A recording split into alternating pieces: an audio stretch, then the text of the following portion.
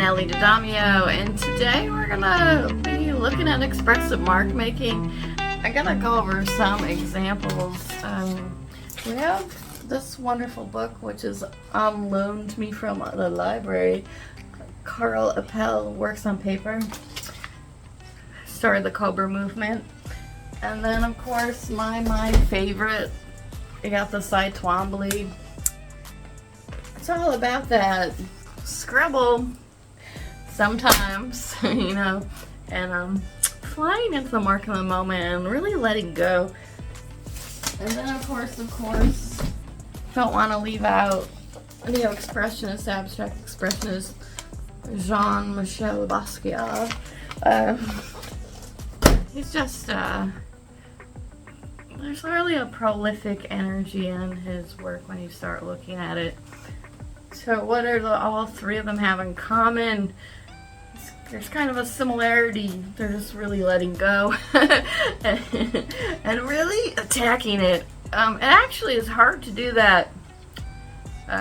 Sometimes the simplest thing that gets like unconsidered, inconsidered, overlooked, cast out, pushed aside, brushed off, it's actually one of the more challenging things to do. To just really dive in there and let go and like focus on all the emotionality. Okay, let's just take a look through some of these books real fast and then we'll move into the mark making part. We're just looking at this for a loose inspiration.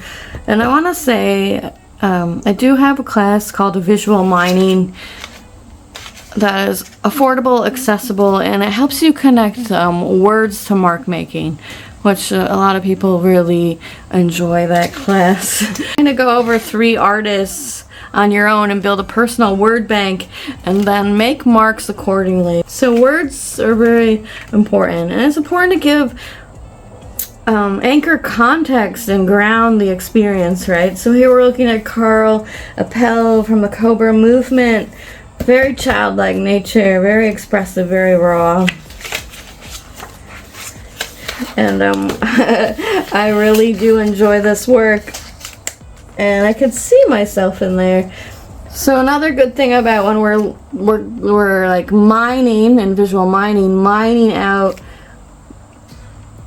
it's like the cream rises to the top. What's most exciting and electric for you? Not just like, oh, I like that, but yeah, you know, give it to me, baby. And, you know, there's a different feeling there. And that's what I focus on in all kinds of things. Especially in relation to art making, though, I want to feel that, I call it the zhuzh. It's a little extra.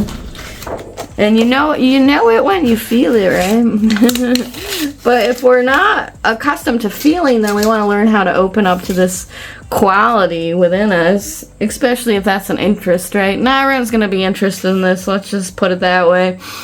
So this is just one way out of many ideas, and if you want to be a little more unruly and wild and break free like Karel Appel, and you kind of just want to start exploring that mark in a really childlike nature, and say it's okay, then that will be a good one to focus on. Then again, we got Twombly, and he's a little more philosophical when you start getting into it. A lot of Greek mythology and poetry. And sometimes subtlety too, right? It's not always about covering all the surface, but it can be, you know, and that's what we can deduce and deduct for ourselves over time. Maybe this is not that interesting to you, but maybe you like that element in there, so you can extrapolate that. So when we're talking about inspiration and like even mining for like a source image, it doesn't have to be the entirety of the thing. You could just fall in love with an aspect of it. But of course, when it's all singing to you, maybe that's going to have some higher energy in the body. Like this is really nice. But you know, it's not always going to be all the same coming out of an artist, and you're not always going to like all the same artist's work. I don't know. It's just, these are things important to pay attention to because you're going to find more you in the process of it all over time.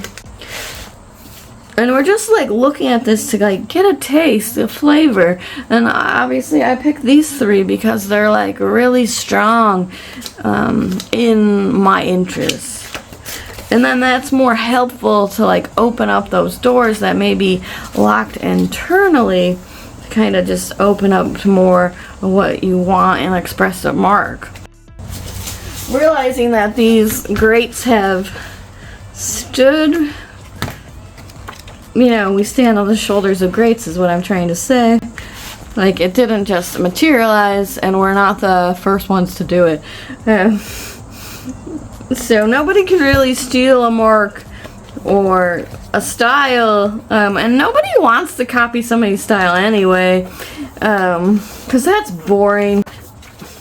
So what happens is you like kind of make a conglomeration of everything you really love, and you kind of become your own conjurer of the mark in the moment, kind of like a colorful magician, a magician of mark making, learning to express, because maybe you don't like certain colors, you know, and that's fine, and maybe you just want to not mix colors, that's okay, it actually really is.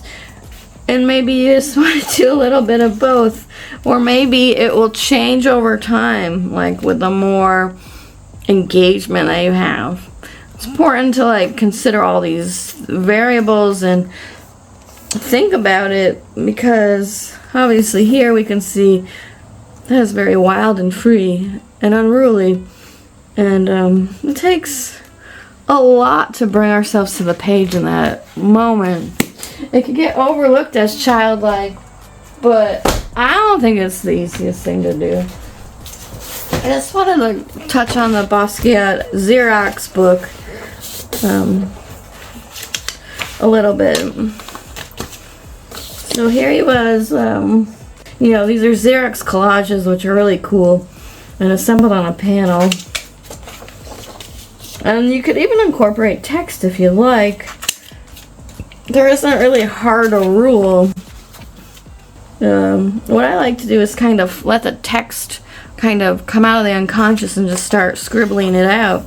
And then eventually over time you can even see here on these pages that there becomes a kind of pattern, and they play off of each other.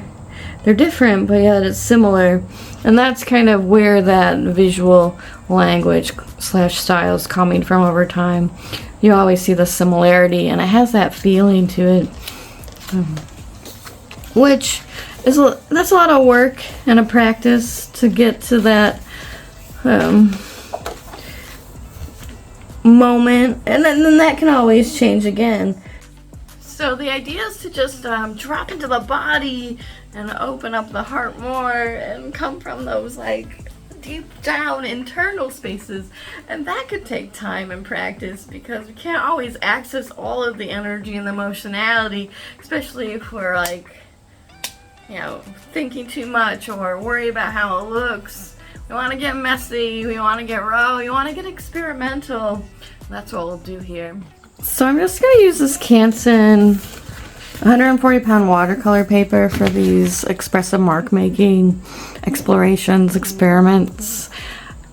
It's just, it's economical, and it's, you know, the same weight as most more expensive papers. It holds up really well once you get paper and paint on there. So I like to use it. We're just gonna like remember what we looked through earlier and not really worry about it too much. We're just getting like a baseline for a feeling and emotionality. And don't worry if you're not getting that right away, because over time, the more you look, the more you practice, the more you explore, express, experiment, the more is gonna naturally come into being. So I'm just using the mixed media materials on my desk. Spray paint, acrylic paint, crayon, graphite, ink. I really love India ink. There's a fluidity there for the blacks. And I'm really just feeling into what we look through. Of course, over time, the more you look and the more you do the work and practice, or practice and do the work, you'll just come to find your own sensitivity. And it really is about nothing and everything all at once. Which is like a very zen thing to say in this abstract, raw, intuitive, expressive, emotional work. That's what I would call it. And then we're tapping into childlike wonder, at the same time like a primal, raw expression. Because sometimes those marks are very visceral in the body. So when you can't really feel yourself in the body, you're maybe going to have a struggle of like going into that connection and that output. But that's why you like train yourself over time to kind of keep going deeper, keep diving deeper, keep releasing it out of the page, keep letting go of everything you know. But then also bring back in what's most important through the learning process. And that can be from anywhere, from anything, and from anyone. It doesn't really matter what it is. It matters that you're showing up and doing the work. So you might want to check out this video on automatic drawing, since it has a lot to do with open up to the emotionality and the energy, and talking more about intuition and how that really is about siphoning unconscious and opening up to the places and spaces within ourselves, and that allows us more freedom to flow into the mark in the moment and to express even those darker things, which that gets exciting because then you can start to dance with it, play with it, merge it around, and really let go